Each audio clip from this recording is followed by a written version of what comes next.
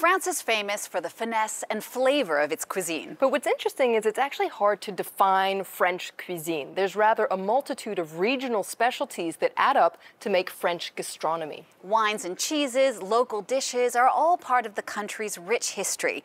In fact, they are the perfect way to explore and learn about France. And that's exactly what we're going to do over the next couple of episodes, starting here in Paris.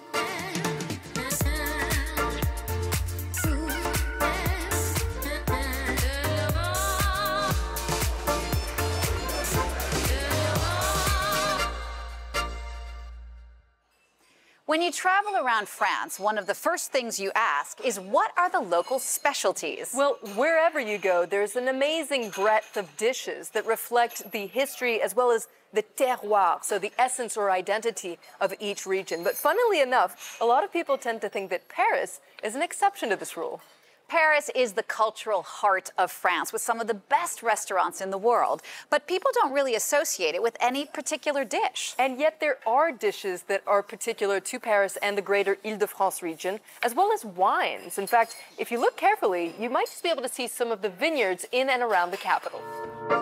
Believe it or not, we're about 20 minutes from the Eiffel Tower here in Issy-les-Moulineaux, which is a suburb of Paris. And here at the Issy-Guinguette, the vineyards have been here for about 1,500 years, and I'm joined by Geoffrey Finch. You are a wine connoisseur. You lead guides with the Paris Wine Walks. Now, when we think about French wines, we don't necessarily think about wines here in Paris and in the Paris region. How long has these wines been around? Well, there's been vineyards in and around, as you mentioned here, 1,500 years. In Paris, it's about 20 centuries. The vines were planted originally by the Romans. The Paris region was the largest vineyard in the entire world. When you hear that, people go, what? The Île-de-France, the largest vineyard in the world. Yes. And the quality of those wines were considered, at the time, they were considered among the best in Europe. They were in all the courts of Europe. The kings of France were very fond of the wines that were produced in and around Paris. The decline was caused by several things.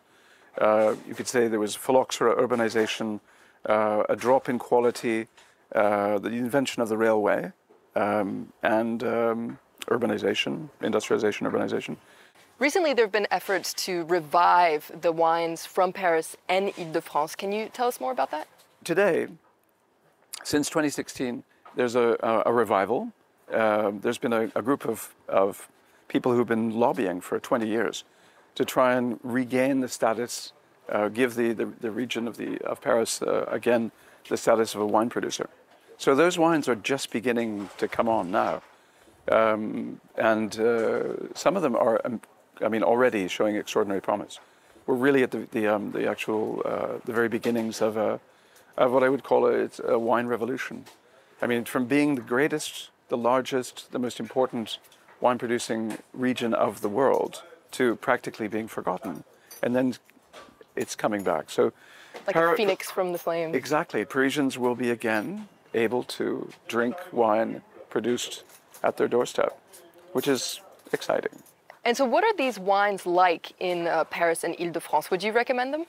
Definitely. There's some really good, the ones I've tasted of the Île-de-France, and I've tasted several, I wouldn't say any of them are great, but they're all good. The vineyards of the Île-de-France have been traditionally producing wines that were fairly light, mostly white.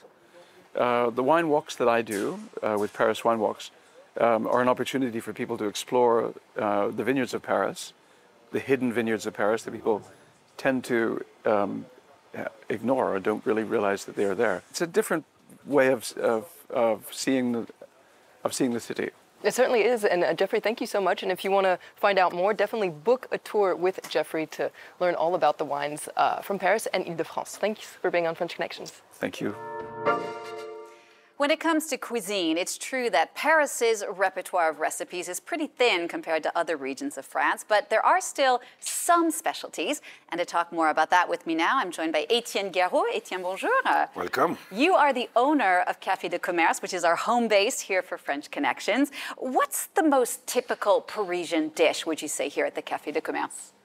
Yeah, that's a question everybody asks me always. But you know, when you're in Paris, this is the capital, so you have no speciality from Paris. If you go in Alsace, in the south, la bouillabaisse, la choucroute en Alsace, in a little port, little town in France, you have a specialty, and they are very proud.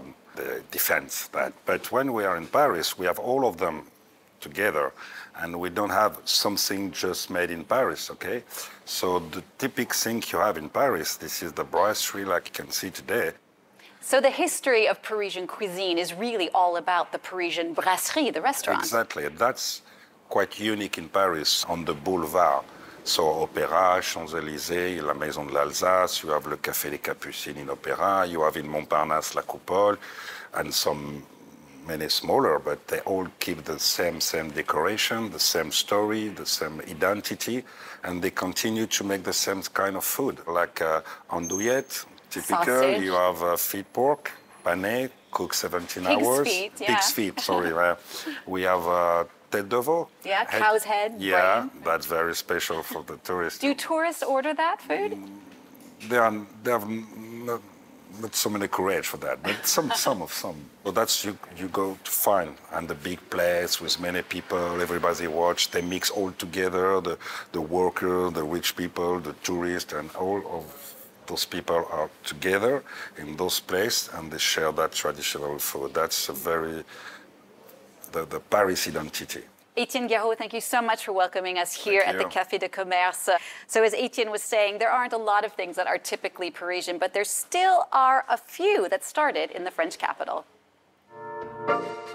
One favorite French dish that was invented here in Paris is the Ashi parmentier. It's basically a French version of shepherd's pie. It's a great comfort food that's adored by kids, but it also has an interesting story to tell. Well, it was named in honor of Antoine Parmentier, a French agronomist who back in the 1780s argued that the potato should be part of the French diet.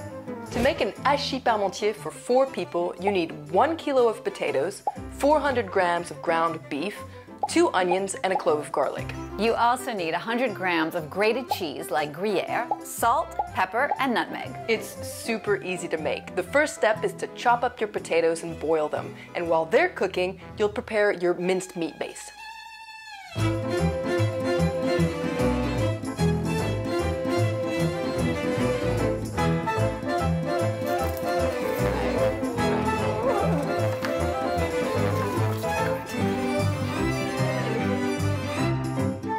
There's several variations of this recipe, and you can jazz it up as you like. Like add a carrot or some tomatoes and parsley, and definitely some butter. Smash up your potatoes with some salt, pepper, nutmeg, and a little bit more butter.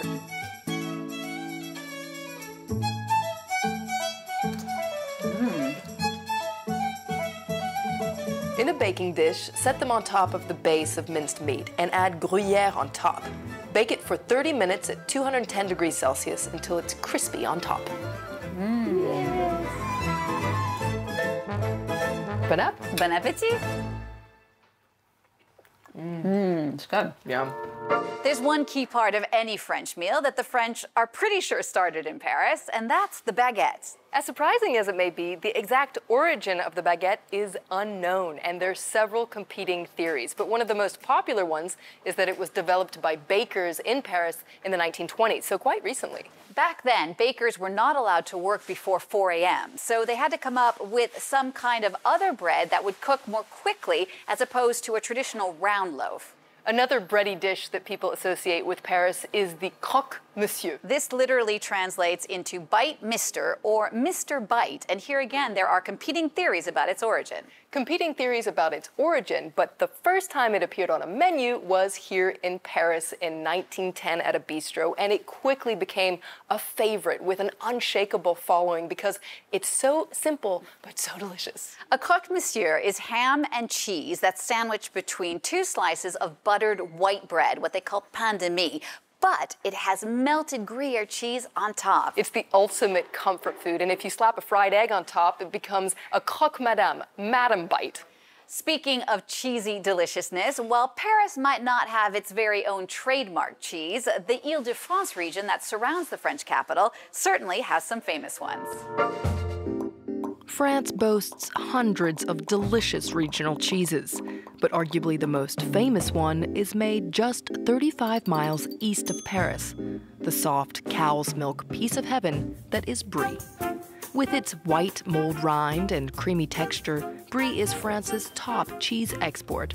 But did you know there are several varieties? The one that tends to come to mind is Brie de Meaux, followed by the smaller and stronger Brie de Melun. There's also Brie Noire, black Brie, which is aged for 2 years, giving it a sharper, intense flavor. Brie was first produced around the 7th century by monks in the Brie region, modern-day Seine-et-Marne, and quickly became the cheese of royalty. Legend has it Emperor Charlemagne was one of the earliest Brie lovers and arranged to have it regularly delivered to his castle. Île-de-France boasts other soft cow's milk cheeses similar to Brie, among them the creamier Coulommiers and Boursault, all to be enjoyed at room temperature and with a crispy baguette. We've reached the end of this culinary exploration of Paris, but this being France, we couldn't leave you, of course, without a look at dessert. Paris is famous for some of the best-loved pastries in the world. The Paris dessert menu is long. There are classics like the millefeuille, literally 1,000 sheets, which is made with puff pastry and pastry cream, sometimes called a Napoleon. There's also the Paris-Brest pastry, which is praline-flavored cream inside a circular pastry shaped like a wheel to honor a bicycle race between Paris and Brest in Brittany. One dessert that some people tend to forget comes from Paris is the macaron. In fact, in French, we're quite precise. We say the macaron de Paris. The double-decker macaroon, as we call it, it can be filled with buttercream, jam, or chocolate, and it has become famous the world over thanks to luxury pastry shops like La Durée or Pierre Hermé. Each day there are lines out the door, and it's not surprising because they're very easy to eat, and there is a flavor for everyone, like rose petal. Now, I don't know about you, Genie, but all this is making me very hungry. Me too. As for all of you, keep tweeting us your questions at Phil Villeminot, and we'll see you soon for the next edition of French Connections Plus. We should definitely order something. Yes. S'il vous plaît?